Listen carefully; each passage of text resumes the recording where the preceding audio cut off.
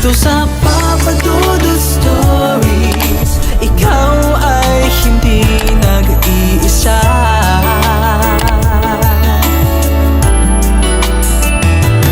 Dito sa Papa Dudut Stories, may nagmamahal sa'yo. Papa Dudut Stories, Papa Dudut Stories. Sa lahat po ng mga nakatuto ngayon, huwag pong kalimutan mag-like, mag-share at mag-subscribe. Maraming salamat po sa inyong lahat.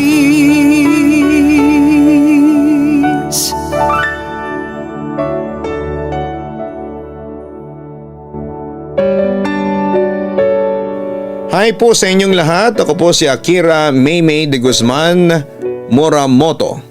Pero Akira na lamang po ang itawag ninyo sa akin, Tubong Cagayan de Oro City. Pero nakatira ngayon dito sa Gulod, Novaliches, Quezon City. Sana'y mabasa at maitampok po ninyo ang aking istorya, Papa Dudut. Para na rin ma-aware din po ang iba about this.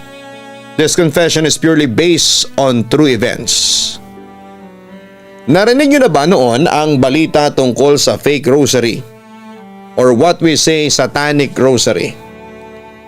Kung inyong matatandaan ay naitampok din po ito sa kapuso mo Jessica Soho. Isa kasi itong rosary na kakaiba na maaaring pamugaran ng mga demonyo. Kung sino daw ang nagmamay-ari nito ay makakaranas ng malas sa buhay at kababalaghan na gawa ng demonyo. Kung susuriing maigi, kakaiba ito sa ibang ordinaryong rosary sapagkat bawat sulok ng krus ay may araw. Meron ding ahas na nakapulupot kay Jesus at imbis na Henry ang nakalagay dito sa taas ay may thorns at sungay sa ulo ni Jesus.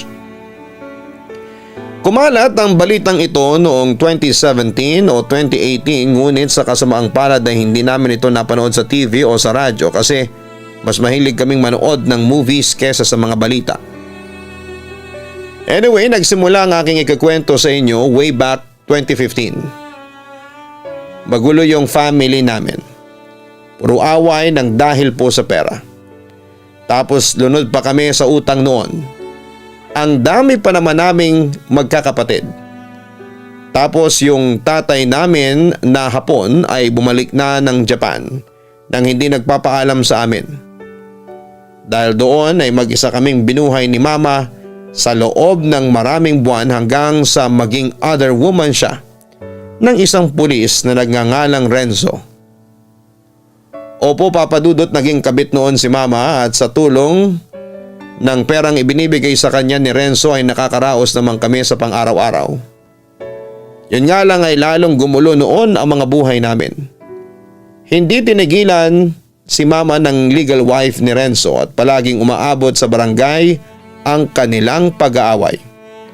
Hanggang sa matanggal sa pagkapulis si Renzo.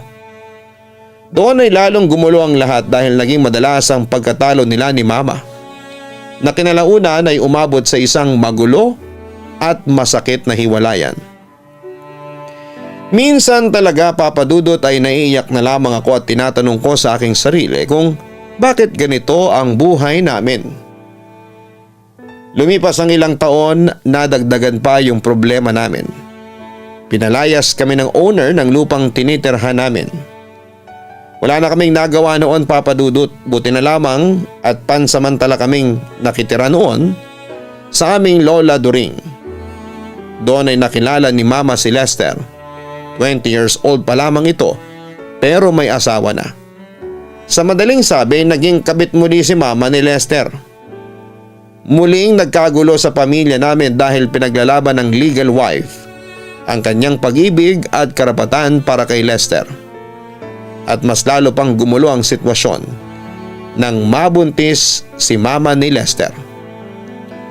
Galit na galit si Lola During nang malaman niya ito. Wala na nga tayong halos makain. Tapos magdadagdag ka pa. Yun na lamang ang nasabi niya sa aking ina. Masumira pa yung buhay namin dahil naputulan pa kami ng kuryente Kaya sa loob ng 9 na buwan ay kandila lamang ang nagsisilbi naming ilaw sa gabi. Pagkalipas naman ng 9 na buwan sa hindi inaasahang pangyayari, namatay si mama sa panganganak niya. Napuno ng iyakan ang bahay namin noon. Nawala yung galit ko at napalitan ng guilt. Gusto kong humingi ng tawad pero huli na. Dahil wala na siya. Matapos ang libing ni mama ay nagulat na lamang kami nang biglang dumalaw ang tatay naming Hapon. Ang sabi niya ay nakonsensya siya sa pag-iwan niya sa amin, kaya nagpasya siyang balikan kami. Agad naman namin siyang pinatawad at simula noon ay naging kasama na namin siya. Umalis na rin kami sa bahay ni Lola During at lumipat kami sa bahay na pagmamay-ari ng best friend ni Papa doon sa gitna ng palayan. Gawa lamang ito sa kahoy, pero 2 ang palapag. 2 din ang kwarto nito at mukhang maaliwalas naman, Papa Dudut. Hindi na rin ako nagreklamo na doon kami lumipat kahit na parang malayo kami sa sibilisasyon. Samantala'y naging bahagi kami ni Ate Aiko ng mga volunteers na naglilingkod sa aming simbahan. Voluntaryo kami naglilinis ng simbahan tuwing araw ng Sabado. At pagkatapos maglinis ay kaunting Bible study at pagsapit ng 3:00 ng hapon ay sasama kami sa novena. Kaya nakaugalian na namin ang ate ko na magdala kami ng rosaryo. Yung mga rosaryong nagamit namin ay natagpuan namin sa mga gamit ni Mama. Habang inililigpit na namin po ito. Gawa ito sa plastic na makikita mong madalas na ibinebenta sa labas ng simbahan. Ako nang nagtago ng mga rosaryong yon at isinabit ko ang mga rosaryong yon sa tabi ng aking higaan. Umaasa na yon ang magiging sandata ko laban sa mga masasamang espiritong gustong gumambala sa aking masarap na pagtulog. At yun nga, Papa Dudut, dinadala ko ang 2 rosaryong yon kapag pupunta kami ni Ate Aiko sa simbahan. At binabalik niya yon sa akin pagkatapos ng novena at service namin sa simbahan. Pero alam mo, Papa Dudut, doon na nga nagsimula ang mga kababalaghan na nangyayari sa amin. Una naming na-notice ay ang napakabahong amoy sa bahay, especially sa kwarto. Masangsang ang amoy. Lagi pa ngang nagreklamo si Kuya Akimo noon kasi napakabaho daw sa may ulo niya. Wala namang dahilan para maging mabaho yon. Malinis yung buong bahay namin. Pangalawa, tuwing gabi maingay palagi yung dingding namin. Parang kinakamot yung dingding, ramdam ko yung kuko nito. Pero sabi ni Papa, aso or pusa lang daw yon, kaya hindi na namin pinansin. Hanggang sa isang gabi, tulog na kami noon nang bigla na lang sumigaw si Ate Aiko. "Pa, may aswang!" aniya. Napabangon kaming lahat at napasigaw din sa gulat. Si Papa naman ay dali-daling bumangon at kumuha ng itak at pinuntahan si Ate sa kabilang kwarto. "Nasaan?" sigaw ni Papa na makapasok sa kwarto nila ni Ate. 2 kasi yung kwarto namin. Ang iba ko namang kapatid ay sa sala natutulog. Hindi na rin ako makatiis at sumunod ako kay Papa. Natatakot na ako ng time na yon, kaso pagdating ko ay umiiyak si Ate Aiko habang nakayakap sa baby bunso namin. Tinanong ulit ni Papa si Ate kung anong nangyari. Sabi ni Ate binabangungot daw siya at may nakita siyang tao o ano man yon, pero hindi niya maaninag dahil nakatayo sa may paa niya ito. Nakakatakot daw ang boses. Simula ng gabing yun ay palagi kaming binabangungot except na lamang sa mga nakababatang mga kapatid ko.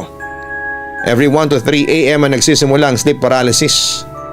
Kung sino ang makakatulog, atakihin kagad ng sleep paralysis. Kaya naman walang gustong matulog sa amin. Si Papa at Kuya ay hindi natutulog dahil sa nakabantay ang mga ito sa amin. Habang natutulog kami, pag may napansin kagad sila Kuya at Papa na may binabangungot na naman ay agad nila itong ginigising. Naawa na nga kami sa kanila kasi mugto na ang mga mata ni Papa tapos ay papasok pa siya sa trabaho kinabukasan. Yung pag-aaral din namin ay apektado kasi lagi kaming nakatulala at nanginginig pa rin sa sobrang takot. Samantala gabi-gabi na rin kami nagro-rosary noon bago matulog for protection. Pero wala pa rin nangyayari. Lumala lang yung sitwasyon namin, Papa Dudut. Malayo din kami sa kapitbahay at nakatira kami sa may palayan kaya wala talaga kaming mahihinga ng tulong kung sakali. Sabi nila aswang daw ang gumagambala sa amin. Sabi naman ng iba yung mama daw namin ay nagmumulto.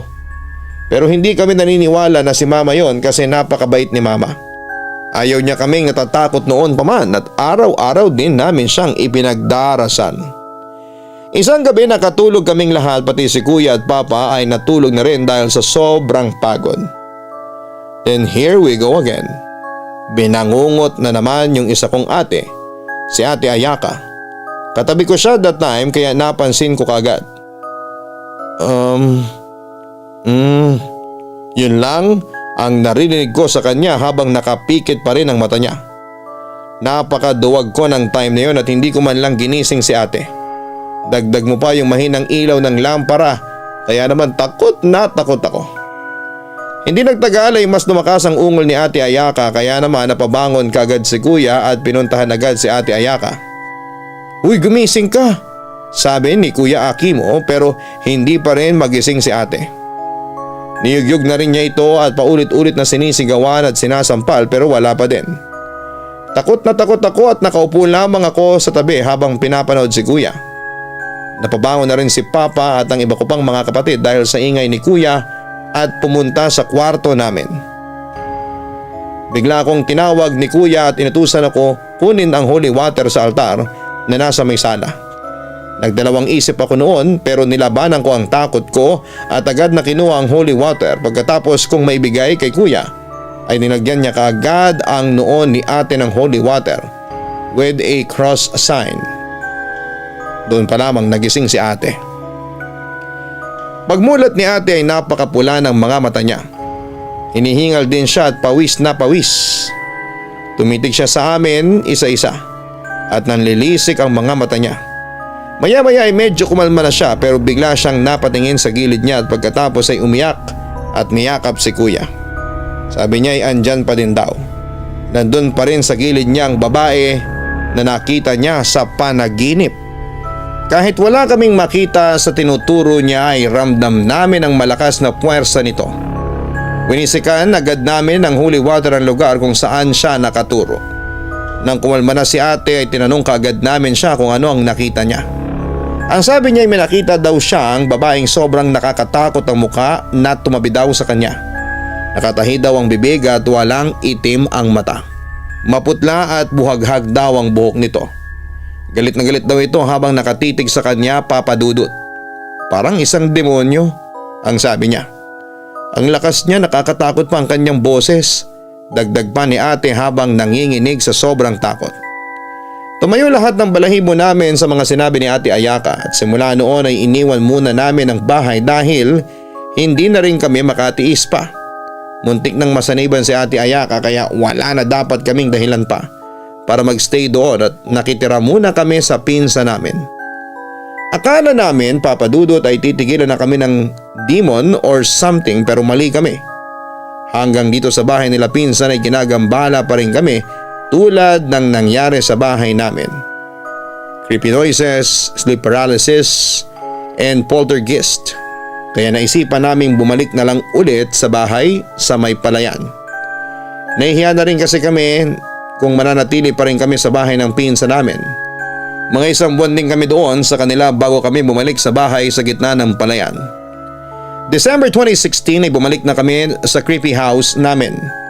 Pinablessing namin yon para masiguradong wala nang masasamang espiritong gagambala sa amin. Medyo nawala-wala na din yung takot namin kasi meron na kaming kuryente. At least ay hindi kagaya noong unang dating namin na nangangapa kami sa dilim at kinikilabot. Medyo okay na yung pagtulog namin at wala na rin mga nakakatakot na experiences. Pero sometimes ay binabangungot pa rin sila Ate Ayaka at Ate Aiko. Alam namin andito pa rin sila pero hindi namin alam kung yun ba ay demonyo o dark energy. May one time pa nga nananaginip si Kuya Akimo Nagpakita daw sa panaginip niya yung babaeng sinasabi ni ate noon.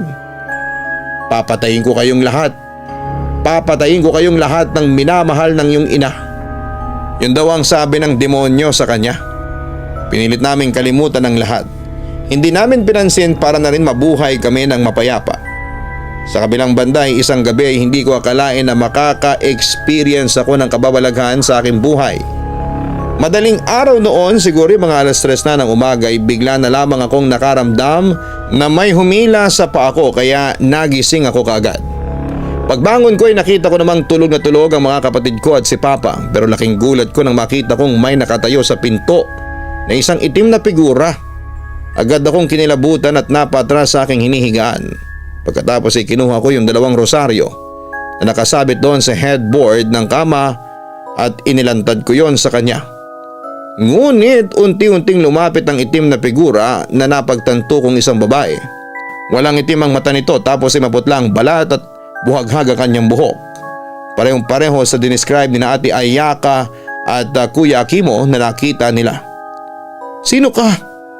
Anong kailangan mo sa akin? Tanong ko sa nilalang. Pero syempre hindi siya sasagot kasi nakatahi ang kanyang bibig. Nang makarating naman siya sa paanan ng aking kamay, nagulat na lamang ako nang bigla niya akong lundangin at pumaibabaw siya sa akin. Hindi naman ako nakagalaw kasi parang may mga puwersang pumipigil sa buong katawan ko na kahit pilitin kong gumalaw ay hindi ko na magawa. Tinitigan ko ang nilalang na yon at napasigaw ako sa takot nang ilapit niya sa mukha ko ang mukha din niya. Doon ko nakita lahat ng kabuuan niya, ang kanyang namumuting mga mata. Sigaw ako ng sigaw noon pero ang ipinagtataka ko noon ay hindi nagigising ang mga kapatid ko at ang tatay ko. Samantala'y kinuha ng nilalang ang hawak kong 2 rosaryo. Tiningnan niya yon at pagkatapos ay nilunok niyang pareho. Sobrang akong nagimbal noon kasi napigtas isa-isa ang mga tahi sa bibig niya. Tapos ay lumantad sa akin ang nagdurugo niyang lalamunan na may mga matutulis na ngipin bago niya lunukin ang 2 rosaryo. Tapos ay bumalik siya ng tingin sa akin at anyong sasakmalin na niya ako noon, Papa Dudut, nang biglang narinig kong umalingaw-ngaw ang boses ni Papa. Hanggang sa makaramdam ako ng isang malakas na sampal. Nagising naman ako at napabangon pagkatapos ay tumingin ako sa paligid at gising sina Papa, Kuya Akimo, Ate Ayaka at Aiko. Yun pala ay binabangungot ako noon. At narinig nila akong umuungol kaya sinubukan nila akong gisingin. Agad naman akong napayakap sa aking ama na siyang nag-comfort sa akin. Mamayang kaunti naalala ko ang mga rosaryo na nakasabit sa headboard ng kama pero wala na roon ang hinahanap ko. Nakita niyo ba yung 2 rosaryo nakasabit dito? Tanong ko sa kanila habang tinuturo ko ang dating pinagsabitan ng mga rosaryo. Wala akong nakitang rosaryo nakasabit sa higaan mo, sagot ni Papa sa akin. Ang totoo niyan, napansin ko nang wala na yung mga rosaryo mo nung isang araw pa, ang sabi naman ni Ate Aiko. Nagulat naman ako at hindi makapaniwala at ininsist ko sa kanila na hindi ko tinanggal ang mga rosaryo sa pagkakasabit. Pero isa lang ang sinasabi ng mga kapatid at tatay ko na wala na silang nakitang rosaryo nakasabit sa headboard ng kama ko. Kinaumagahan ay sinubukan kong hanapin ang 2 rosaryo sa buong bahay namin pero wala talaga akong nakita hanggang sa unti-unti ko na yun nakalimutan. Samantala isang gabi ng linggo, napanood namin sa KMJS yung about sa Satanic Rosary. Pagkatapos naming napanood yun ay naalala niya ang mga rosaryong dinala namin sa simbahan bago ito nawala. Pero dahil sa wala na yung mga rosaryo ay hindi namin nasiguro kung satanic ba yung ginagamit naming rosary dati. Pero isang araw ay pinahanap sa akin ni Ate Ayaka yung charger niya kasi nawawala. Hinanap ko naman sa lugar na madalas lagyan ng charger pero wala. Sa hindi ko malaman na kadahilanan ay dinala ako ng mga paa ko sa kwarto ko. Hinanap ko kagad doon at nakita ko ang charger na nakasabit sa dingding. But suddenly bigla akong napatingin sa rosaryo na nakasabit lang din katabi ng charger. Nagulat ako kasi biglang nagbalik ang 2 rosaryong nawawala. Tiningnan ko yun ng mabuti at mamayang kaunti kinuha ko ang 2 yon sa pagkakasabit. Papa Dudut. Biglang tumayo ang lahat ng balahibo ko nang mapansin kong ang rosaryo ay kahawig noong nasa balita. it is a satanic rosary. Kinuha ko kaagad ito at pinakita kay Ate Aiko. Pati din sila ay napa-sign of the cross dahil sa mga nakita. Yung dalawang rosary na nakita namin sa gamit ni Mama ay pawang mga rosaryo ni Satanas. Lalo pa akong kinilabutan nang maalala kong eto ang ginagamit namin ni Ate Aiko kapag nagnunovena kami sa simbahan. Hindi na kami nag-aksaya ng panahon, Papa Dudut. Sinurrender kaagad namin yung mga satanic rosary sa pare.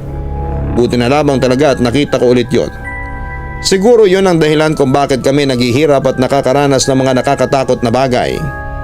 Thank God. Kaya sa inyo dyan, please try nyong tingnan ang mga rosaries ninyo. Baka meron din kayo. Kung meron man ay isurrender nyo kagad ito sa pare. Huwag nang ipamigay sa iba. Huwag itapon kahit saan, baka may makapulot. Mas makakabuti kung ibigay ito sa church dahil sila ang bahala dyan.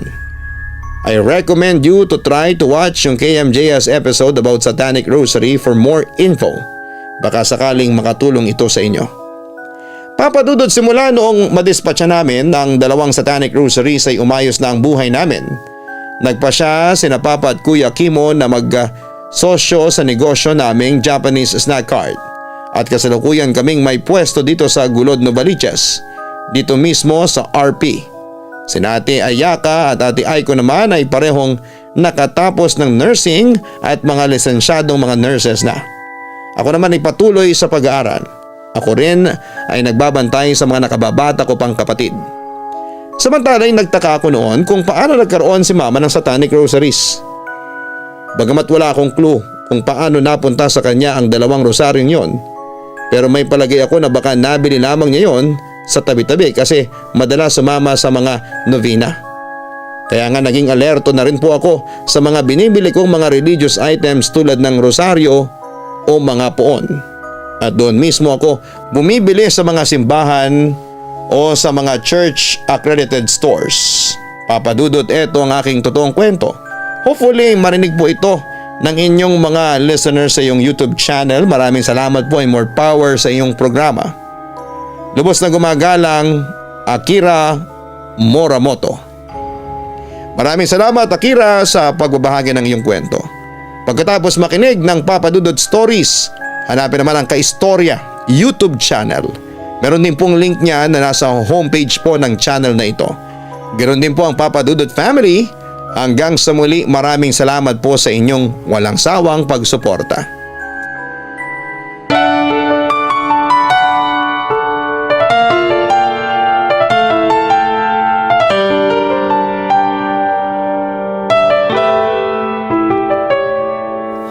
Ang buhay ay mahiwaga, laging may lungkot at saya. Sa Papa Dudut Stories, laging may karamay ka.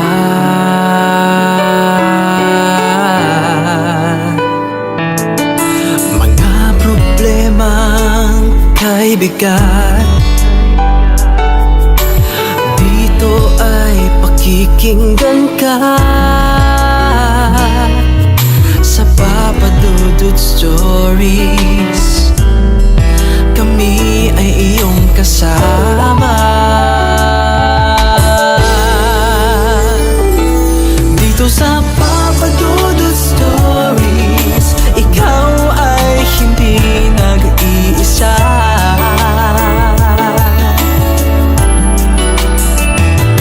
Dito sa Papa Dudut Stories, may nagmamahal sa'yo. Papa Dudut Stories, Papa Dudut Stories,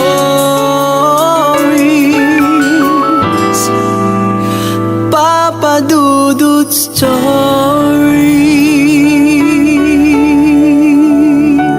Hello mga ka-online, ako po ang inyong si Papa Dudut. Huwag kalimutan na mag-like, mag-share at mag-subscribe. Pindutin ang notification bell para mas maraming video ang mapanood ninyo. Maraming salamat po sa inyong walang sawang pagtitiwala.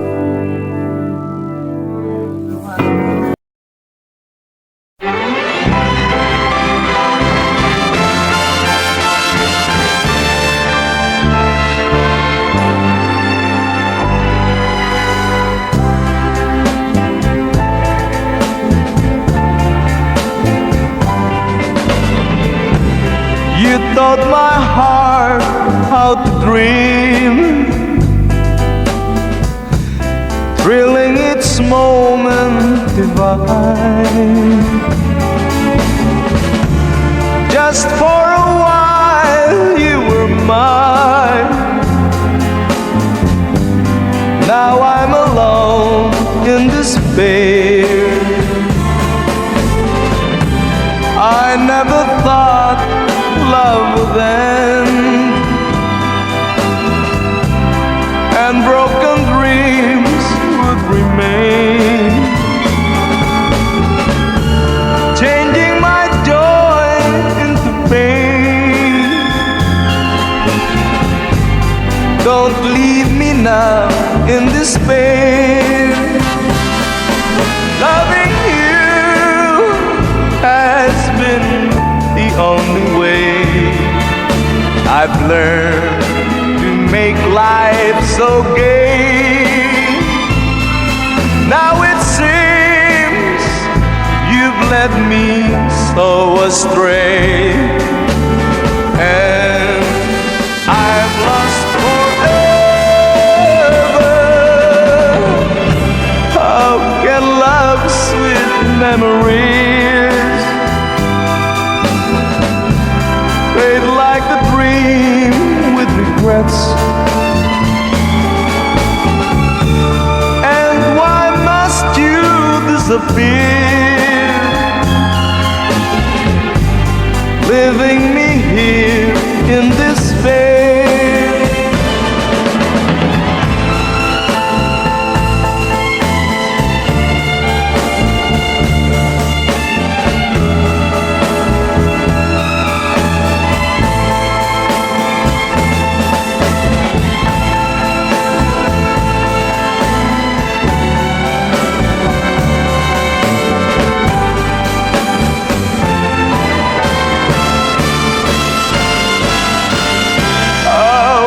Love's sweet memories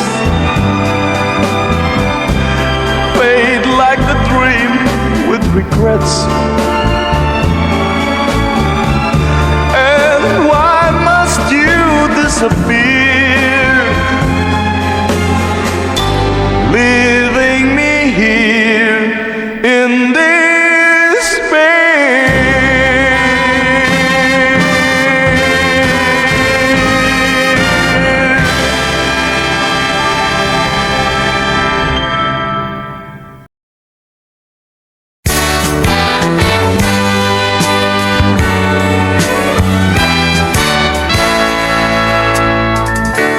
Buksan mo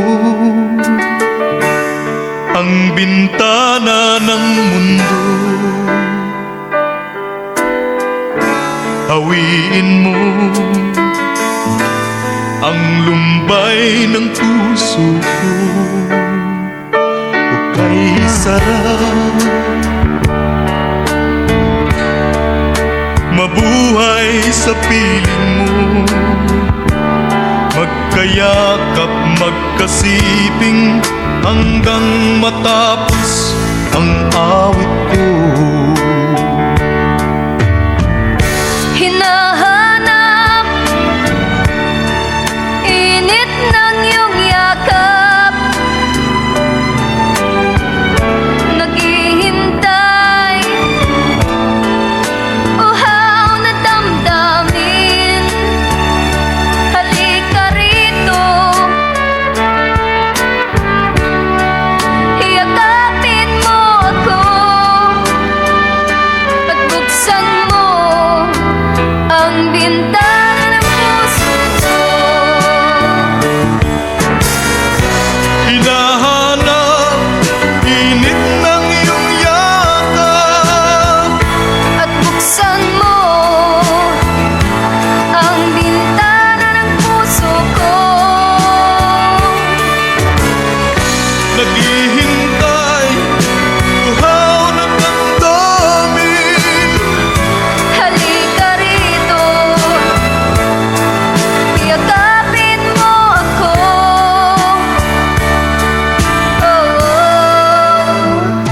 Hinahanap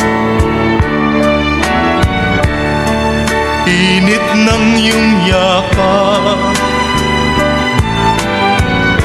Naghihintay,